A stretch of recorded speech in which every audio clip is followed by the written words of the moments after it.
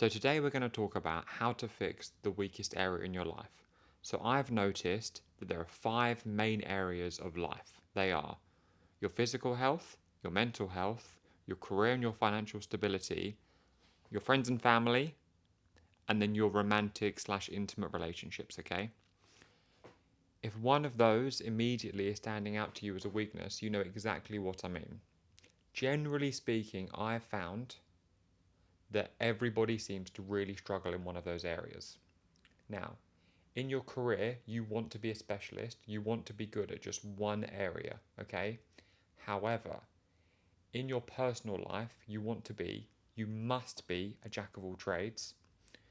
You need to have all your eggs spread evenly among those baskets, because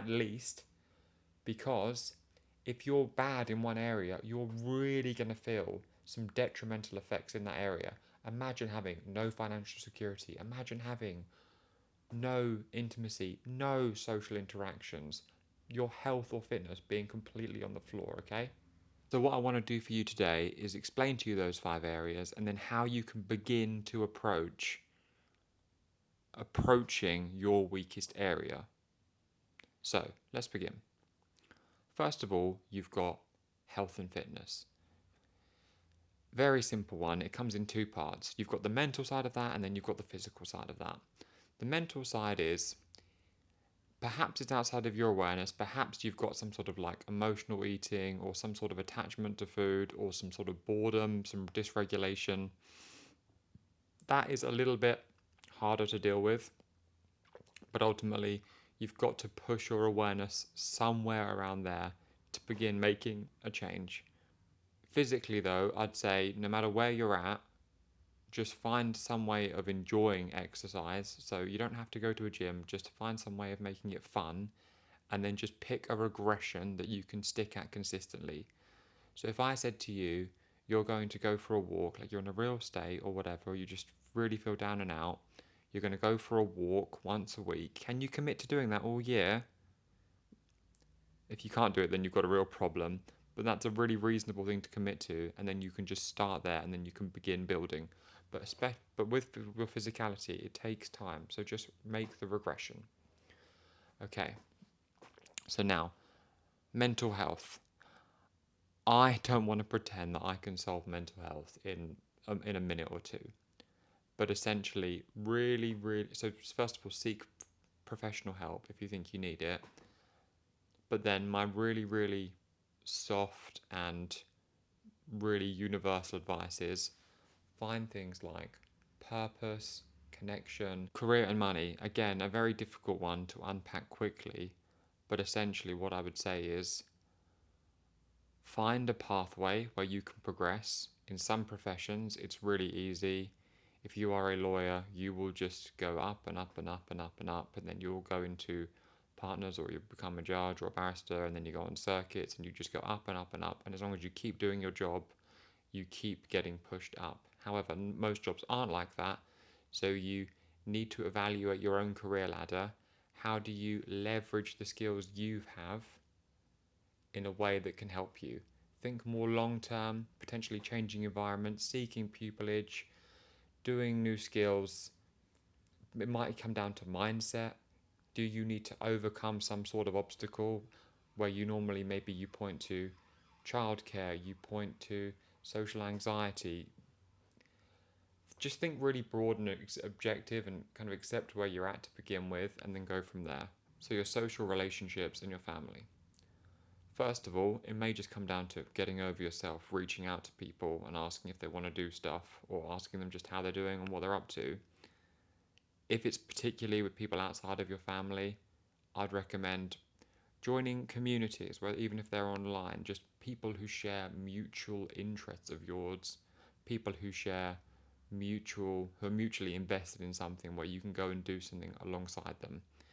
Naturally too, if you start new training programs, if you start new jobs, if you move to new areas, you naturally meet more people.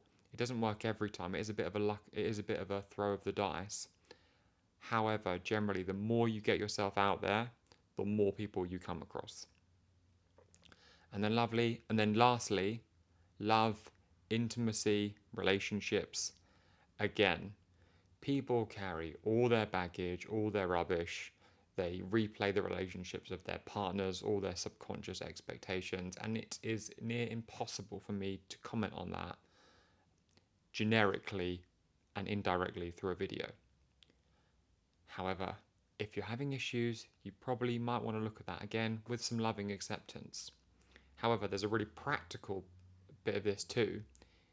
If you lack love, intimacy, romantic relationships, and you have no proximity to anyone, then you need to address that. So, no matter where you're at, if you don't go outside all day and you never meet anyone and you never have even the faintest opportunity to meet someone, going to the local shop and then, bumping into them when you're walking round an aisle like some kind of 90s rom-com, then you really have no possibility of meeting someone unless you're going to go through online apps and stuff like that. So you need to get yourself out there. Don't expect, oh well, I've signed up for this club and now I can't, and now I should, and now I demand to meet someone. You're just going to have to build into your lifestyle, getting out there, doing stuff, creating the opportunity to meet people. Now I need you to evaluate your life in terms of the ecosystem of these 5 areas because they're all related. The more you're weighed down in one area, the more your other areas will be depleted. So it's very difficult for me to help you in one particular area by going over them so quickly in a video like this. However, if this has slightly jogged your awareness to think, yeah, I am really neglecting this area of my life, then just let that idea fester, or more so, maybe nurture that idea inside of yourself. And whether you're driving or whether you're in the shower and you just think to yourself, yeah, I accept there is a potential problem there, then you can begin to address it with compassion and slowly, okay? What you really, really just don't want to do is just let that problem fester until it creates a big regret in your life or a really big missed opportunity. You can progress any of those areas of your life if you just move slowly but surely with a reasonable plan. But burying your head in the sand, that problem is very, very unlikely to go away. So I hope this content helped. As you can see, I'm a little YouTuber. I've only got like 5 subs, so feel free to go look at my other videos and let me know what you think. I will definitely reply, given that you'll probably be my only notification. Okay, thank you. Bye-bye.